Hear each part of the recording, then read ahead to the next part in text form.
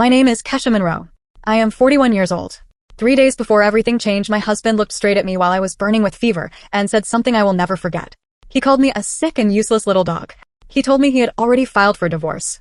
He ordered me to leave his house by the next morning. He believed I was poor. He believed I had nothing.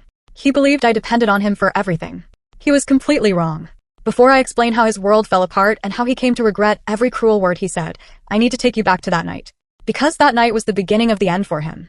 3 days earlier, I was lying in bed and I could barely move. My body felt like it was on fire. My temperature was very high. My head felt like someone was striking it again and again with a hammer. My throat hurt so badly that swallowing felt like swallowing broken glass.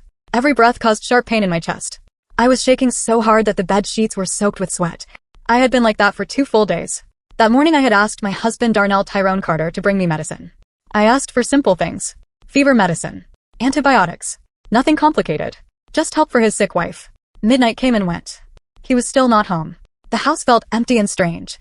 The only sound was the ticking of the clock in the living room. It felt like the clock was counting down something important. I tried to reach for the glass of water on my bedside table. My hands were shaking so much that I could not hold it. The glass slipped and fell. Water spilled across the rug. I was too weak to clean it. I just stared at the ceiling and wondered where my husband was. Darnell had not always been like this. When we first married, he was kind and warm. But about a year earlier, he was promoted at work. After that, he changed. He became proud and arrogant. He started coming home late. Sometimes he arrived at 3 or 4 in the morning.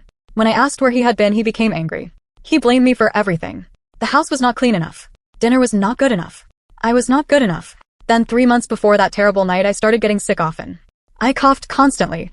I felt tired all the time. Instead of caring for me, Darnell mocked me. He called me the sickly woman. He said it with disgust. He forgot everything I had done for him. He forgot the early years when we lived in a tiny apartment in Brooklyn that was full of insects and problems. He forgot the nights we worried about paying rent. He forgot the time he lost his job and stayed on the couch for months feeling useless and angry. I had stayed beside him. I had encouraged him.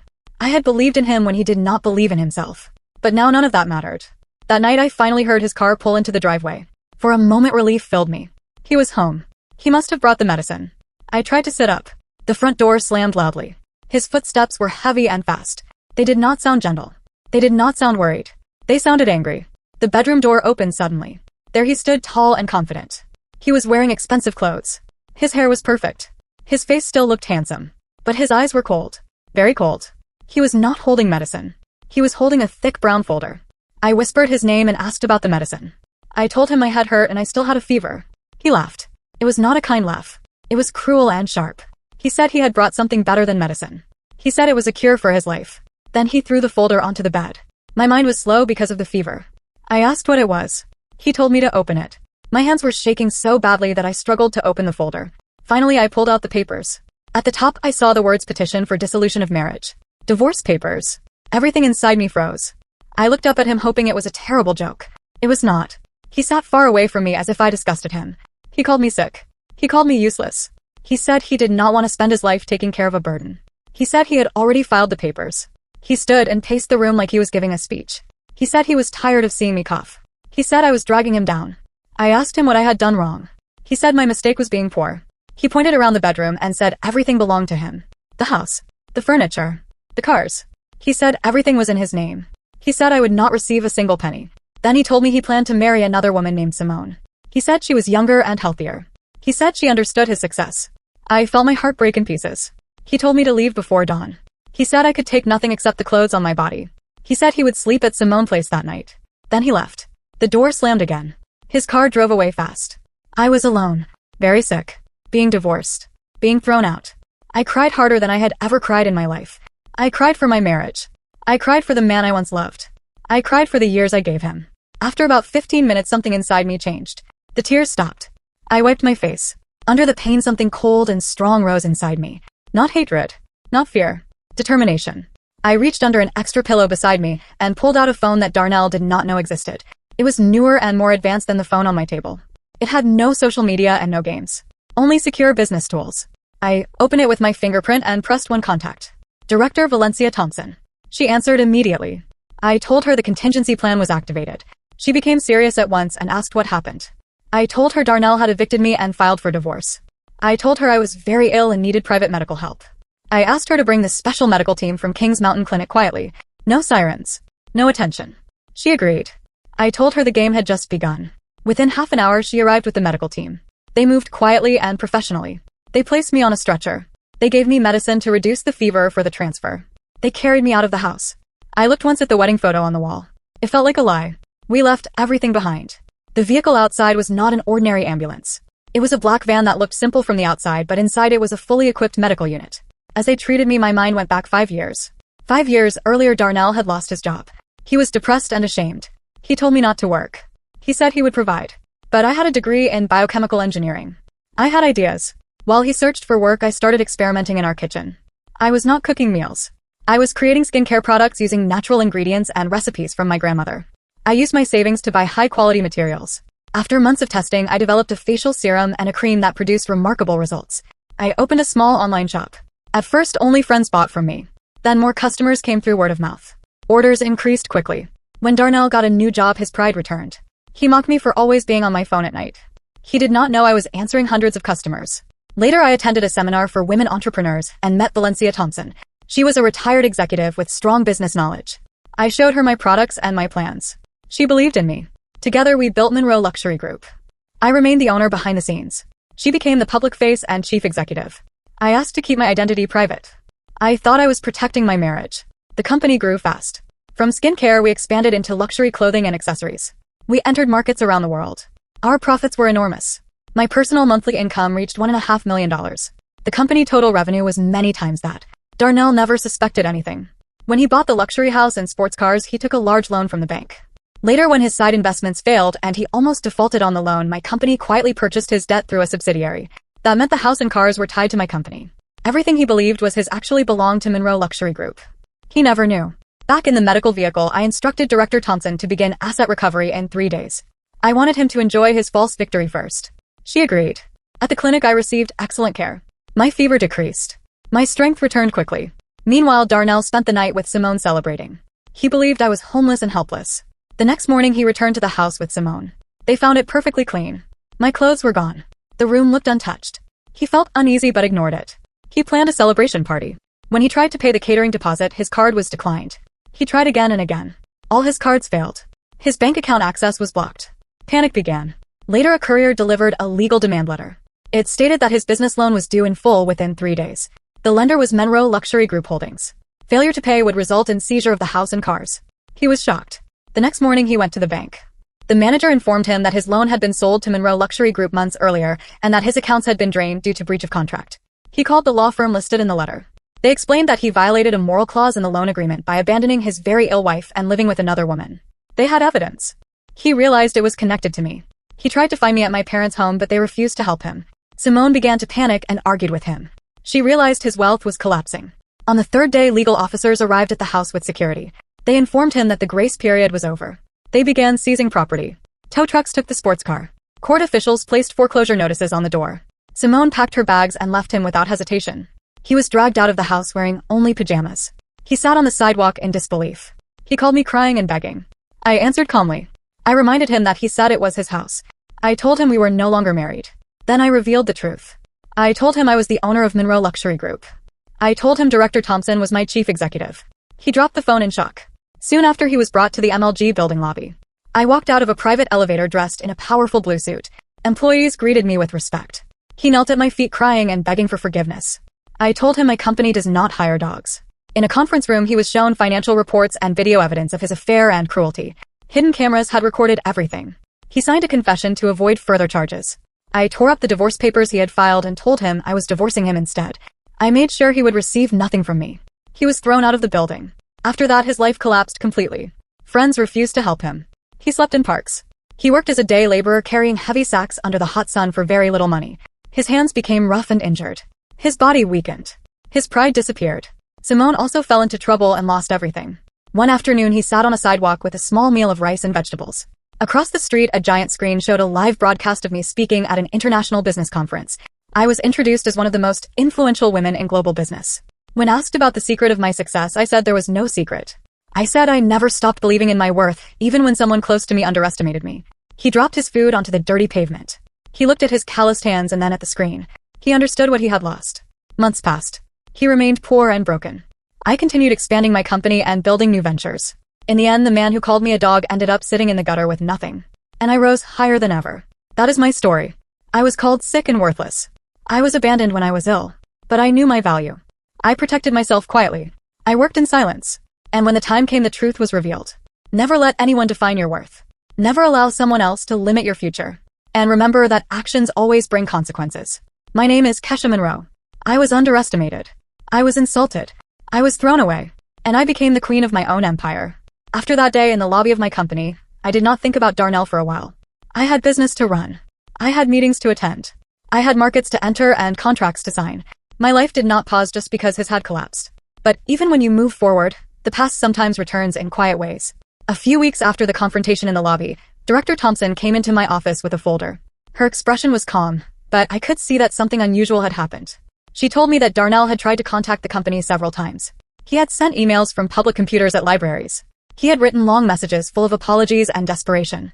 He said he wanted to speak with me in person. He said he would do anything for another chance. I listened quietly. There was a time when hearing his voice cry would have broken me. But that time was gone. Something inside me had changed permanently.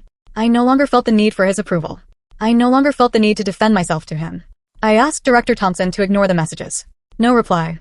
No acknowledgement. Silence was more powerful than anger. While Darnell struggled, I focused on healing fully.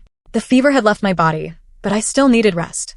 I moved from the clinic into a private residence owned by the company for executives who required privacy. It was peaceful and secure. For the first time in years, I had time to think about myself. Not about being a wife. Not about supporting a husband. Not about shrinking to protect someone else's ego. Just me. I began meeting regularly with a therapist. Not because I felt weak, but because I wanted to understand why I had tolerated so much disrespect for so long. I wanted to make sure that I would never again silence my own strength to protect someone else's pride. During those sessions, I realized something important. I had hidden my success not only for Darnell. I had hidden it because I was afraid of being seen as too powerful. I was afraid of intimidating the man I loved. I thought shrinking myself was kindness. It was not kindness. It was self-betrayal. That lesson became more valuable than any business strategy. Meanwhile, Monroe Luxury Group continued expanding. We entered new markets in the Middle East and in parts of Europe. Our fashion line launched a new collection that sold out in days. Our skincare products were now featured in luxury hotels around the world. The press began requesting interviews more often. For years, I had stayed in the shadows. Now I decided to step forward fully. I allowed my story to be told publicly, but carefully. I spoke about entrepreneurship, resilience, and self-worth. I did not mention Darnell by name. He did not deserve that importance. The more visible I became, the more messages I received from women around the world. Some were business owners. Some were mothers. Some were students. Many of them said they had been underestimated. Many said they had been mocked for their dreams. They thanked me for speaking openly about believing in yourself, even when the closest person to you does not. Those messages meant more to me than any profit report. About 3 months after the asset seizure, Director Thompson informed me that Darnell had been officially terminated from Carter Industries as planned. His reputation in the industry was severely damaged. The signed confession protected me legally, and it protected the company from any slander. He tried to find other corporate jobs, but no major company wanted to hire someone who had publicly violated a moral clause and lost a legal battle against Monroe Luxury Group. In business, reputation is everything. I felt no pleasure in his suffering anymore. At first, I had felt satisfaction. Now I felt distance. One evening, as I reviewed quarterly reports in my office, I looked out at the city lights below. I remembered the night he called me a dog. I remembered lying in that bed burning with fever. If I had not prepared quietly for years, if I had not built my independence in secret, that night could have destroyed me completely. That realization made me create something new. I announced the Monroe Foundation for Women in Innovation. The foundation provided funding, mentorship, and legal support for women who were building businesses but facing obstacles at home or in society. We offered confidential legal advice for women trapped in financially controlling relationships. We provided emergency housing for those who needed to leave unsafe situations. This was not revenge. This was purpose. At the official launch event, I stood on stage and spoke about economic independence. I said that love should never require shrinking your talent. I said partnership should not demand silence. The applause was powerful and genuine. In another part of the city, Darnell was working long hours in manual labor. I later learned through reports that he had moved into a small shared room with other day laborers. His body had changed. His confidence had disappeared. He avoided places he once loved because he was ashamed. One afternoon, something unexpected happened. While attending a community outreach event organized by the Monroe Foundation, I visited a local market district to meet small business owners. It was a scheduled visit with security, but the environment was public. As I walked through the market greeting vendors, I noticed a familiar figure in the distance. Thin, sunburned, wearing worn clothes. It was Darnell. He was carrying heavy boxes from a delivery truck. He did not see me at first. For a moment, time seemed to slow. I did not feel anger. I did not feel triumph. I felt clarity. He finally looked up. Our eyes met across the busy market street. The box slipped slightly in his hands. He froze. I did not approach him. I did not speak. I simply held his gaze for a few seconds. In that look there was no hatred. There was no love. There was only finality. Then I turned and continued walking with my team.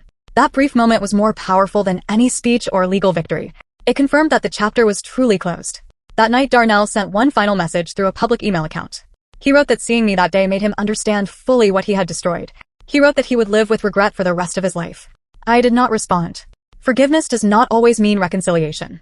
Sometimes forgiveness means releasing the past without reopening the door. Over the next year, my life continued to grow in new directions. I purchased a home in my own name. Not extravagant. Not for show.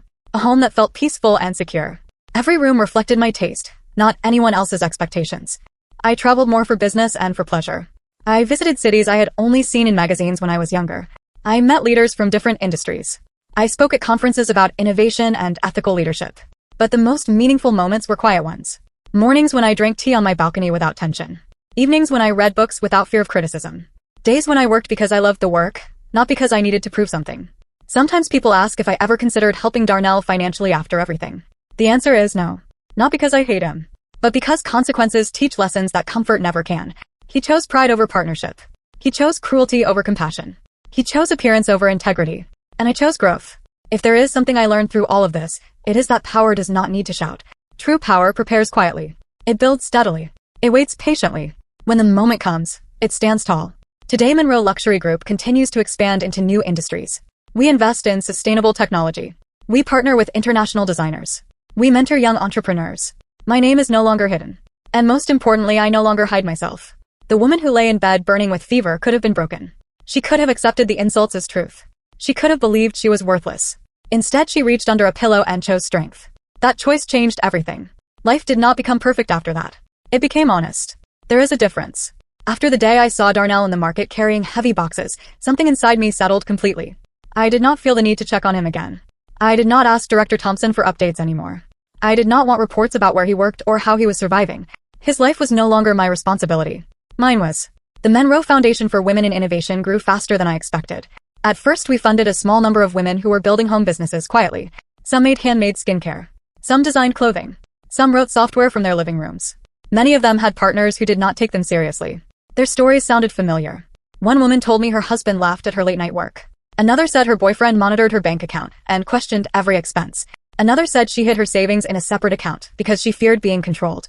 I listened carefully. I did not tell them to leave their partners. I did not tell them to destroy their relationships. I told them something simpler. Know your value. Protect your independence. Build quietly if you must. But never stop building. We created workshops on financial literacy. We offered legal advice for women who needed to understand contracts.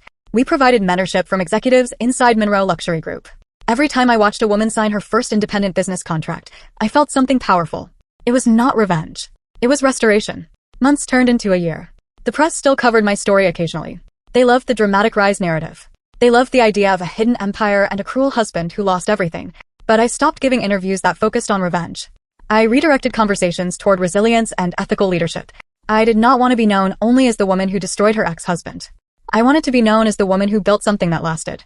One quiet evening, almost a year after the divorce, I received a letter at my office. Not an email. Not a message from a public computer. A physical letter. It was from Darnell. The handwriting was uneven. The paper was simple. He wrote that he had moved to another city to start over. He said manual labor had humbled him. He said losing everything forced him to confront the person he had become. He admitted he had treated me with cruelty and arrogance. He admitted he had believed money gave him superiority.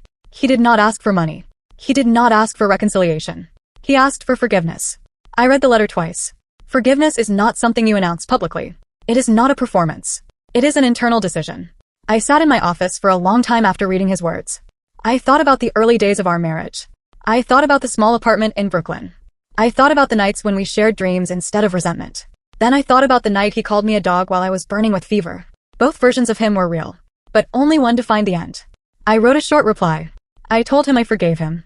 I told him I hoped he would become a better man than the one I left behind. I did not include my address. I did not offer to meet. Forgiveness does not require reunion. After sending that letter, I felt lighter than I had in years. My personal life slowly opened again in small ways. I did not rush into dating. I did not search desperately for companionship. I enjoyed my own company. I invested in friendships I had neglected. I reconnected with relatives I had seen less during my marriage. One afternoon at a leadership summit, I met someone new. He was not impressed by titles. He did not speak loudly about his achievements. He asked thoughtful questions. He listened carefully. When he learned who I was, he did not change his tone. He did not treat me like a trophy. He treated me like a person. That difference mattered. I took my time. I paid attention to how I felt around him. Calm. Respected. Equal. For the first time in my life, I did not feel the need to shrink or to hide. Years later, when people ask me what the true turning point was, they expect me to say it was the moment Darnell lost the house, or the moment he knelt in the lobby, or the moment I revealed my identity. But that was not the true turning point. The true turning point was the night I reached under my pillow and chose to activate the contingency plan. That was the moment I stopped seeing myself as powerless. Everything else was consequence. Darnell's life moved on in its own direction. I heard through distant channels that he continued working physical jobs. He lived modestly. He stayed quiet. He never attempted to rebuild his corporate career. He never publicly blamed me. In some ways, that was his redemption. He accepted responsibility and disappeared from the spotlight. Simone's name eventually faded from gossip columns as well. The world moved on. And so did I. Monroe Luxury Group expanded into sustainable packaging and ethical supply chains. We established scholarships for young women studying science and engineering. We partnered with global organizations to promote fair labor practices. Success became less about proving something and more about building something meaningful. Sometimes I visit the original small kitchen where I first experimented with skincare formulas. I kept that apartment building as an investment property. When I walk into that tiny space, I remember the woman who mixed ingredients late at night while her husband mocked her. She was not weak. She was becoming. That memory keeps me grounded. I now live in a home filled with peace. There are no slammed doors. There are no cruel insults. There is no fear of eviction or humiliation. There is space to breathe. On quiet mornings, I sit by the window with tea and reflect on how easily my story could have ended differently. If I had believed his words. If I had depended entirely on his income. If I had allowed myself to remain financially vulnerable. Independence saved me. Not revenge. Not anger. Preparation. Out of everything that happened, this is what matters most. If someone calls you worthless, that does not make you worthless. If someone underestimates you, that does not shrink your potential. If someone abandons you, that does not erase your value. What defines you is what you build quietly when no one is watching. I was called a sickly, broke little dog. Today I am a business leader, a foundation founder, a mentor, and a woman who knows her worth. Not because I destroyed someone else, but because I refused to let myself be destroyed. If you are listening to this and you feel underestimated, start preparing. Learn. Save. Build. Protect your independence. You do not need to announce your strength. You do not need to argue with those who doubt you. Let your work speak. Let your growth answer. Let your peace become your victory. My name is Kesha Monroe. I am 41 years old. And this is not just a story about revenge. It is a story about self-worth. It is a story about preparation. It is a story about choosing strength when weakness would be easier. Never let anyone define your value. Never surrender your independence. And never forget that sometimes the most powerful move you can make is the quiet decision to rise. See you in the next story.